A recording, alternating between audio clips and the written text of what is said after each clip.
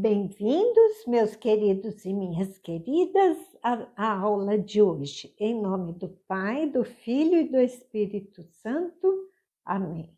Então, nós, na aula passada, conversamos um pouquinho do porquê estamos aqui.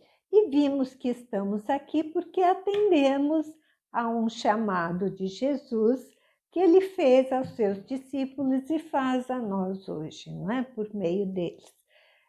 Ide e evangelizai, ensinai a toda criatura o Evangelho de Jesus Cristo, não é?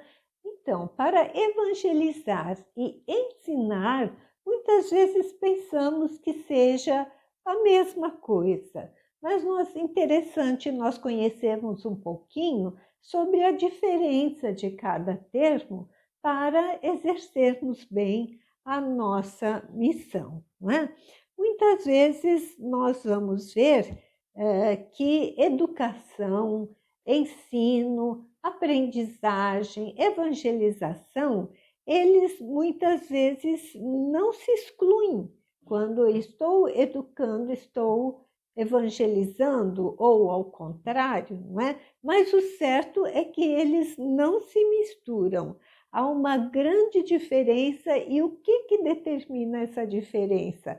A amplitude da ação, né? Dois estudiosos da educação, Vitia e Becciato, eles dizem o seguinte, que enquanto o ensino e a aprendizagem se dá pela socialização do saber acumulado, o que é uma das tarefas da educação formal, a educação é mais abrangente. Ela ultrapassa o mundo da escola, já que é a vida que educa, e a escola é somente uma parte dela. Então, os autores colocam que ensino se destina, quando se fala o ensino, está se realizando a transmissão, a socialização, passando a outros um saber acumulado, e que já a educação é mais abrangente. A educação se realiza em todos os momentos da nossa vida. Por isso que nós dizemos, né, que como é importante já no útero da mãe, na gestação, a criança ouvir palavras de amor, a criança ouvir músicas carinhosas, ouvir mensagens, não é? Até religiosas, isso tudo já vai moldando essa pessoa em determinados valores, ao passo de que uma criança rejeitada, quanto ela sente esta rejeição, e isto influencia na formação humana daquela pessoa. Então, a educação é um processo abrangente que se realiza na vida. A educação, para estes autores, é humanização, é tornar um ser humano, não é? Ou a educação é humanizadora, eles dizem, ou não será educação. A humanização começa desde quando nascemos, e eu digo até antes, não é? No ventre materno. E se estende por toda a vida, até o momento da nossa morte. Humanizar é tornar o ser humano um homem e uma mulher que ama o homem e a mulher. Educação é também libertação, pois a origem etimológica do termo educação vem do latim educere, que significa tirar de dentro, libertar o que está preso lá dentro. Por isso, toda educação é libertadora. E o que está preso e que a educação possibilita libertar? O que existe em potência no ser humano e que a educação permite que se transforme em ato. libertar algo que estava ali comprimido, fazer surgir algo de novo e próprio de cada ser humano. Pois, além de o ser humano se abrir para o outro, se abre também para Deus.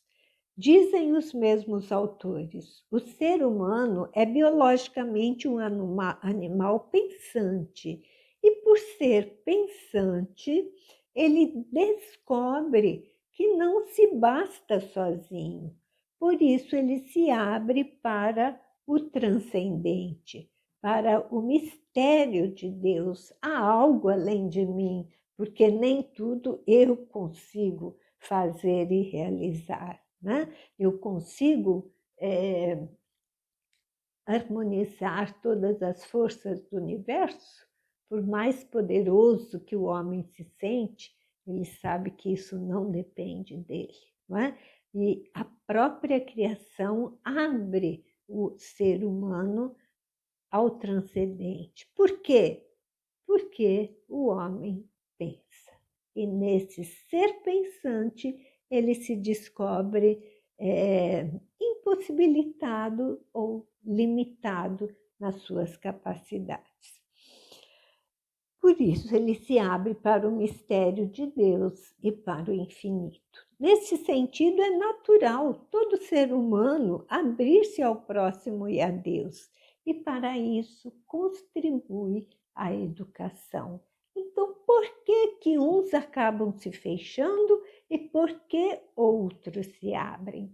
A única explicação é o processo de desenvolvimento durante a vida. E a este processo é que se chama educação. Então, qual é a importância do teólogo neste processo de desenvolvimento do ser humano? Assim, precisamos ter bem claro o significado dos termos para saber o que devemos fazer quando estamos na responsabilidade ou de ensinar, de transmitir, de socializar um conhecimento que nós adquirimos, como é o caso do teólogo. Estamos aqui há 4 anos estudando. Para quê? Para o conhecimento ficar somente comigo? Não, uma das missões do teólogo é socializar este conhecimento, não é? Ou pregar, ou educar, que todo ser humano é educador do seu próximo, e como que eu desenvolvo este ser humano para se abrir ao amor, ao próximo e a Deus. É um dos objetivos do teólogo também, não é? Ou de evangelizar, de levar a mensagem de Jesus Cristo, o nosso Salvador. Então, vejamos os seus significados.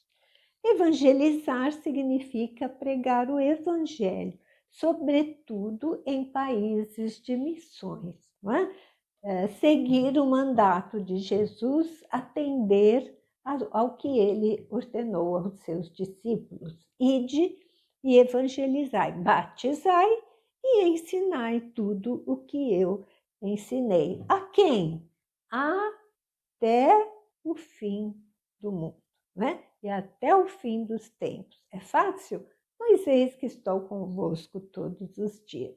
Aí pronto, né? Então a missão é nossa, nós utilizamos a nossa inteligência, transmitimos os nossos conhecimentos, a nossa ação, nossos braços, nossas pernas, mas quem conduz é sempre Ele, né? Deus que enviou o Espírito Santo para estar conosco todos os dias.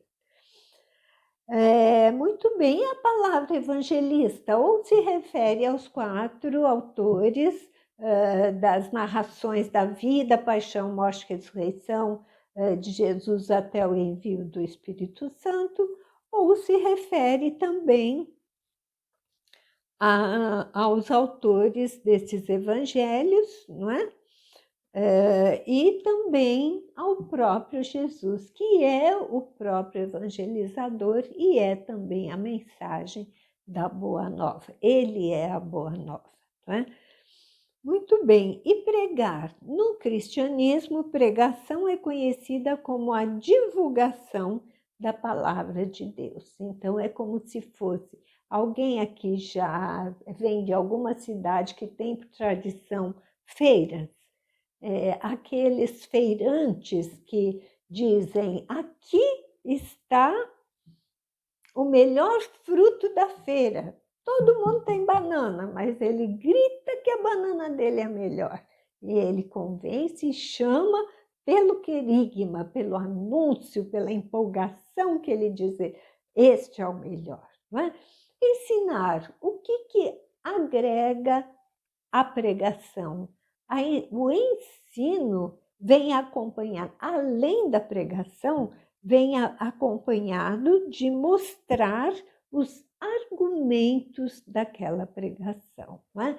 Então, ele vai convencer pelos argumentos. O ensino, o mestre convence pelos argumentos. Esta fruta é a melhor que tem, por isso. Ela está mais madura, ela está mais docinha, ela tem um preço mais baixo. Pronto. Então, eu transmiti alguns argumentos para convencer, né? E, de modo geral, a obra dos discípulos de Jesus era tanto de pregação como de ensino também. Né? Transmitiam a mensagem, mas explicavam o porquê daquela mensagem. E isso nos faz a igreja até hoje. Não é? Quando a igreja traz uma determinação, é porque por trás dessa determinação houve muito estudo e existe toda uma argumentação, todo um embasamento. Então, a igreja prega e ensina. E evangeliza, porque, enfim, o objetivo é transmitir Jesus Cristo. O Evangelho, que é o próprio Jesus Cristo. E educar? Educar é a ação mais ampla, educar é a ação mais abrangente, como disseram os autores. O que difere uma da outra é a amplitude, não é? Porque educar? Educar é um processo que se desenvolve durante a vida toda, é tornar a pessoa humanizada, não é? Então, eu trouxe esses autores porque achei assim, uma definição tão simples e bonita de entender, não é? É tornar a pessoa ser humano, que se comunica com o outro ser humano, que ama o outro e que se abre para o transcendente, seja cristão ou não, seja religioso ou não. É impossível achar que eu sou o Todo-Poderoso perante as coisas simples que eu vejo, não é? A harmonia do universo, a harmonia dos astros, isso depende de mim? Eu consigo fazer isso? O ser humano começa então a raciocinar, não é? E isso desde o ser humano mais simples até o mais elevado futuramente, não é? Então, um trovão depende de mim? Então, as culturas primitivas se abrem a Deus, ao transcendente. Por quê? Porque pensam e porque refletem. Nem tudo eu tenho domínio, nem tudo depende de mim. Há algo além de mim. Não é? Então, esta abertura ao transcendente é natural ao ser humano. A Constituição Federal diz que toda educação é direito de todos e dever do Estado e da família. Olha só, falou em escola aqui, educação do Estado e da família, porque ela será promovida com a colaboração da sociedade, porque é um processo, né, que envolve, inclui o ensino. Então, o ensino faz parte da educação também, e este também é direito de todos, não é? Então, a educação e o desafio da solidariedade. O ser humano pode ser definido como um ser solidário. Olha só, hoje sentimos na pele isto, não é mesmo? Como é difícil para nós, para qualquer um dos seres humanos, viver isolado, viver solitário. Não é? As crianças sentem falta de estar com o vovô, com a vovó, com o titio, com os coleguinhas na escola. Nós sentimos falta de dar uma saidinha e conversar com alguém, não é? Então, o ser humano hoje que está sentindo essa privação devido à necessidade, não é, da pandemia, sente que realmente o ser humano é um ser solidário. Não é? Já que a solidariedade é um componente existencial intrínseco à nossa espécie. A nossa espécie, a espécie humana, não sobrevive sem o próximo. Não é? Nasce um bezerrinho, observem, alguém já viu nascer um bezerrinho? O que acontece? Ele já levanta e já sai assim, já sai andando, gente. Não é? Nasce um ser humano, se não tiver alguém para cuidar dele, ele não sobrevive. Então, é intrínseco ao ser humano esta dependência de outro ser humano. Então, tornar o ser humano solidário, fraterno e justo é o fim da educação. Este é o fim da educação. Tornar o ser humano humanizado, como nos dizem os nossos autores. Por entender que evangelização e educação são complementares na missão de tornar o ser humano solidário, não é? Quem torna o ser humano solidário? Este objetivo religioso, não é? Então, a igreja sempre se preocupou com a educação. E ainda mais hoje, o Papa Francisco, não é, no seu pontificado, quanto ele se preocupa com a educação. Tanto a educação formal, nas universidades, nas escolas, como a educação informal, por meio de todos os processos da vida. E para isso a igreja nos orienta nesta missão do ensino do ser humano. E a partir de agora, então, como até agora já vimos também, vamos nos fundamentar nas palavras da nossa igreja, palavra do Papa, palavra dos documentos da igreja para nos orientar na nossa missão como teólogos, né? Então, aqui depois vocês vão ter um exemplozinho que eu coloquei sobre o que é ensinar uma criança e o que é educar uma criança. Não é? É importante diferenciar essas tarefas para saber bem qual é a nossa missão e como executar a nossa missão, tanto de instrutores em alguma informação, como de educadores para a vida. E saber que entre isso existe uma diferença, mas existe também uma relação. E a educação católica? Como possibilidade de transmissão da fé e como possibilidade de vencer os desafios que se apresentam a essa transmissão da fé. O que nos orienta o Papa Francisco, em especial aos teólogos na nossa missão. Perante os desafios que enfrentamos no nosso dia a dia para a transmissão da fé, o Papa Francisco indica a educação católica como campo especial para a evangelização, chamando a educação a participar da igreja em saída. Então, qual é a palavra do Papa? Esta igreja em saída, não é? E para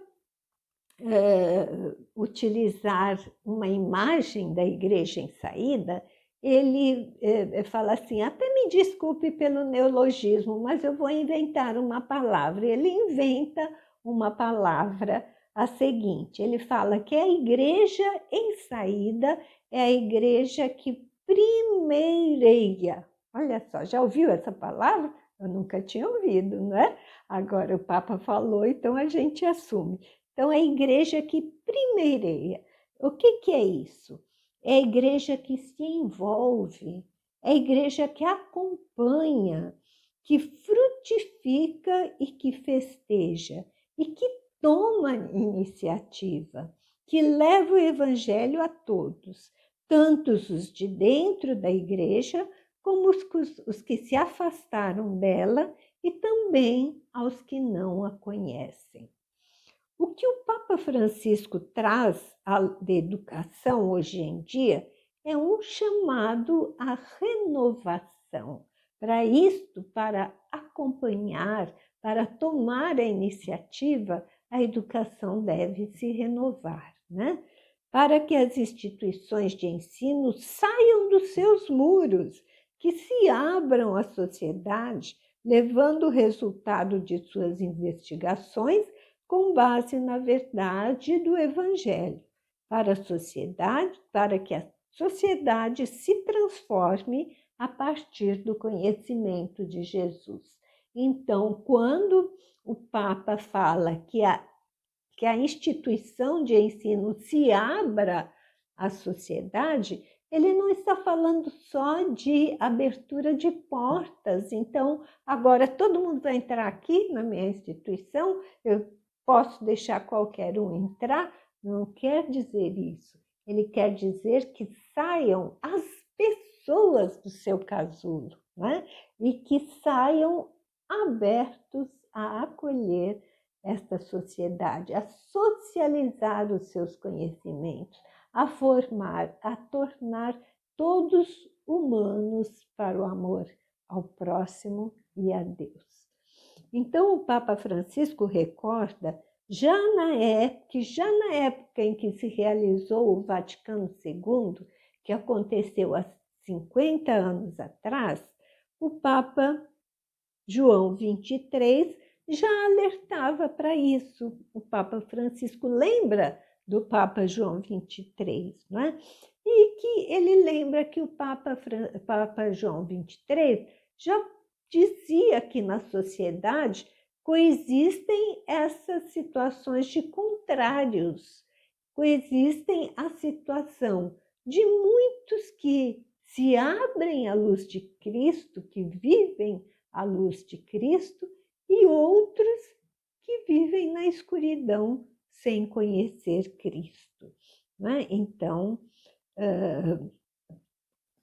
e por outro lado, esses homens sem Cristo tornam-se motivo de confusão, causando aspereza nas relações humanas e perigos contínuos. E assim permanece a humanidade até hoje, diz o Papa Francisco. Alguns entre a alegria do Evangelho de Cristo e outros sem encontrar a luz de Cristo. Com Jesus, diz o Papa Francisco, renasce sem cessar a alegria. A motivação para educar para a evangelização é o amor que recebemos de Jesus. Então, experimentamos este amor, conhecemos este amor, devemos sair e levar aos outros. A experiência de sermos salvos por Ele é o que nos impele a amá-lo cada vez mais, levando-nos ao desejo de que outros também façam esta mesma experiência. E como então transmitir esta fé em Cristo neste mundo repleto de contrários, como diz o Papa João 23?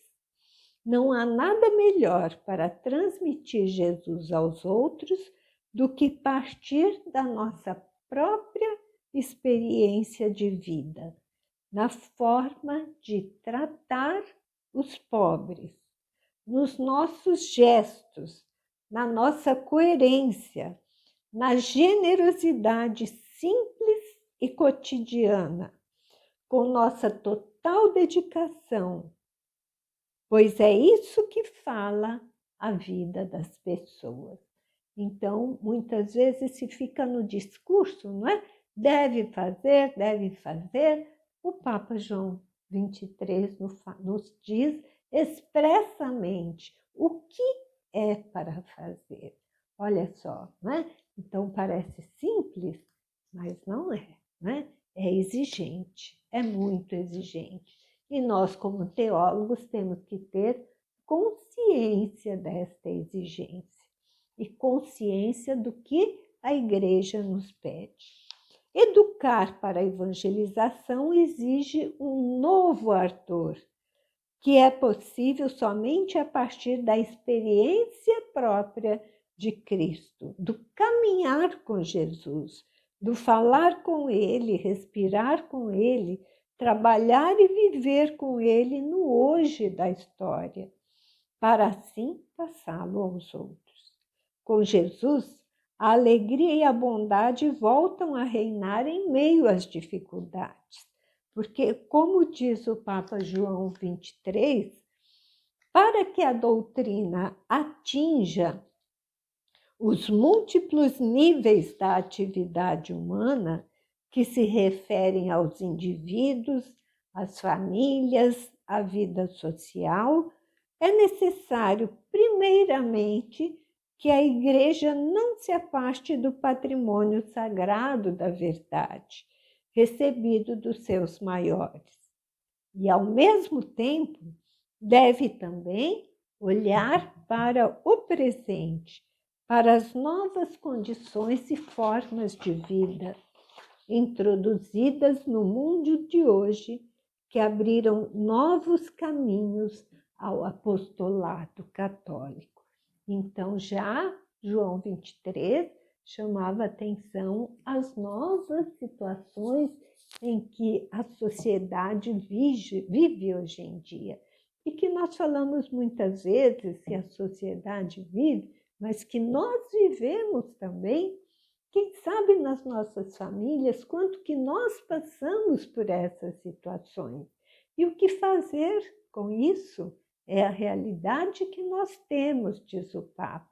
Acolher, acompanhar, festejar e tomar a iniciativa.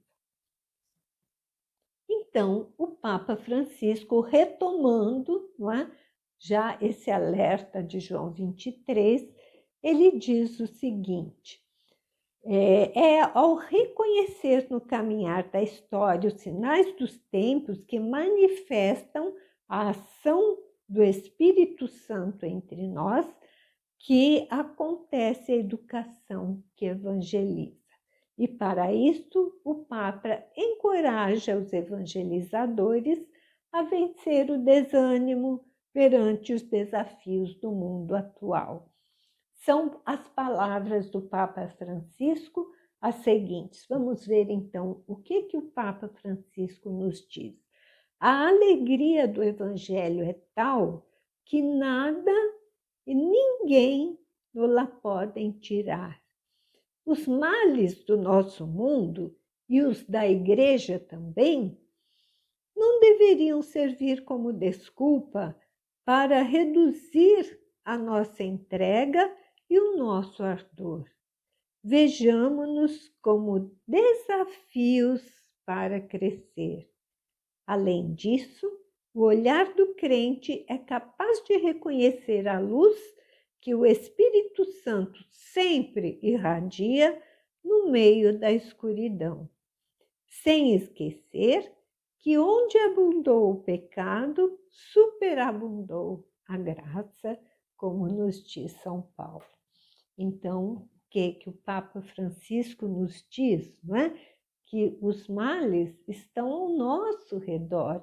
E até dentro da igreja, olha só como que o Papa fala, mas isso não é motivo para desanimar, pelo contrário, tem que nos desafiar a agir, não é?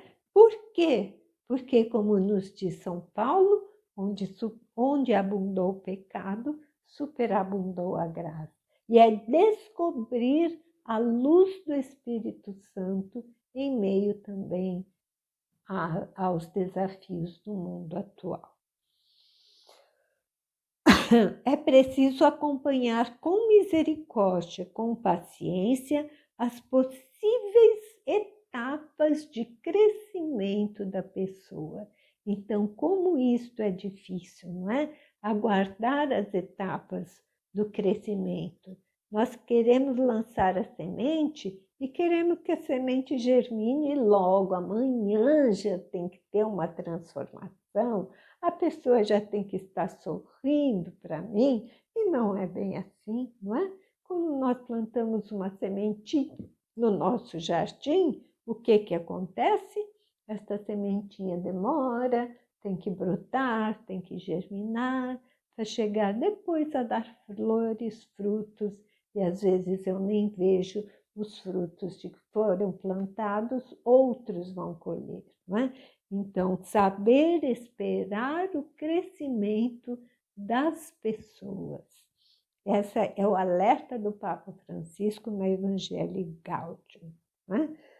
Então, mais do que renovar condenações, olha só, o Papa João 23 falava o seguinte, que o concílio pretende mostrar a validez da doutrina pelo convencimento da sua importância na promoção da dignidade do ser humano. E assim deve ser a educação.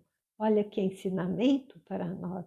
Mais do que condenar, mostrar que Jesus tem tanto, não é, a dar para nós, a nos ensinar, para que o ser humano seja sempre mais digno. Para Francisco, importa que o depósito sagrado da doutrina cristã seja guardado, então ninguém vai mudar a doutrina, porém ensinado de forma mais eficaz. O que muda, então? A forma de ensinar. E qual é a forma que Francisco nos indica? A forma da saída, a forma daquele que vai atrás, aquele que acolhe, não é? Aquela igreja que, como Francisco diz, primeireia, é ela a primeira a tomar iniciativa. Ah, não, mas se ele não vier aqui, não pedir desculpa, não se retratar desses erros, não, nada disso, não é? A igreja vai atrás e nós somos igreja. Deus se revela, diz Francisco, como um Deus de amor e misericórdia por meio do diálogo com os irmãos e os seres, com os seres humanos como a amigos, convivendo conosco e nos convidando ao convívio com Deus. Então, na riqueza do seu amor, fala aos homens como a amigos, convive com eles para os convidar e admitir a comunhão com ele. Assim também a educação, para transmitir a fé, deve fazê-lo por meio do diálogo com o mundo, para que todos cheguem à alegria do Evangelho, como diz o Papa Francisco. E o Papa chama atenção o que é o diálogo. O diálogo não é somente despejar palavras, mas mais do que falar, é ouvir e falar na oportunidade certa.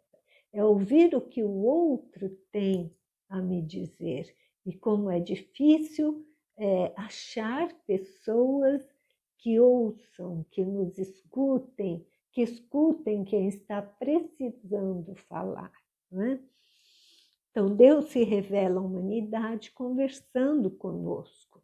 Na revelação, segundo o padre Sesboué, ele fala o seguinte, que prevalece a linguagem da comunicação. Então, a comunicação do diálogo. Um fala, outro escuta e responde, não escuta e fica calado.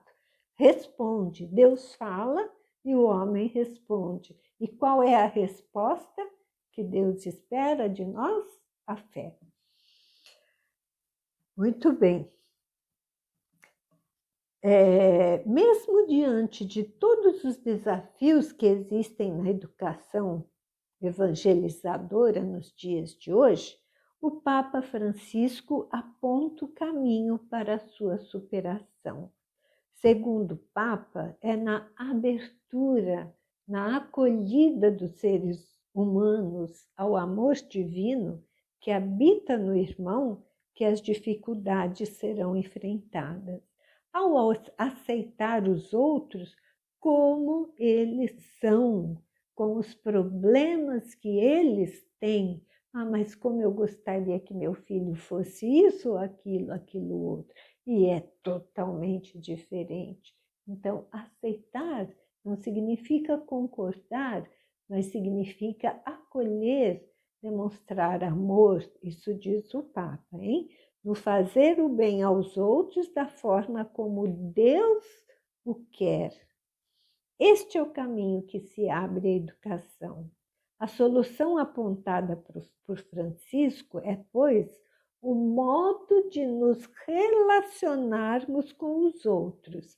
E qual é este modo? Ele fala, são palavras do Papa na Evangelii Gaudium 92. Depois vocês peguem a Evangelii Gaudium, leiam na íntegra, né? A solução apontada por Francisco é, pois, o modo de nos relacionarmos com os outros, com fraternidade, que sabe ver a grandeza sagrada do próximo, que sabe descobrir Deus em cada ser humano, que sabe tolerar as moléstias da convivência, agarrando-se ao amor de Deus, que sabe abrir o coração ao amor divino para procurar a felicidade dos outros como a procura o seu bom Pai. Como que eu vou procurar a felicidade do outro como eu quero a minha própria felicidade, não é? E ver no outro também a imagem e semelhança de Deus. Aquele que está jogado na sarjeta, aquele que tem um desafio tão grande que eu gostaria tanto que fosse diferente, ver nele também a imagem e semelhança de Deus. Cristo habita nele também, e ver este Cristo no irmão, principalmente no irmão que sofre, principalmente no pobre.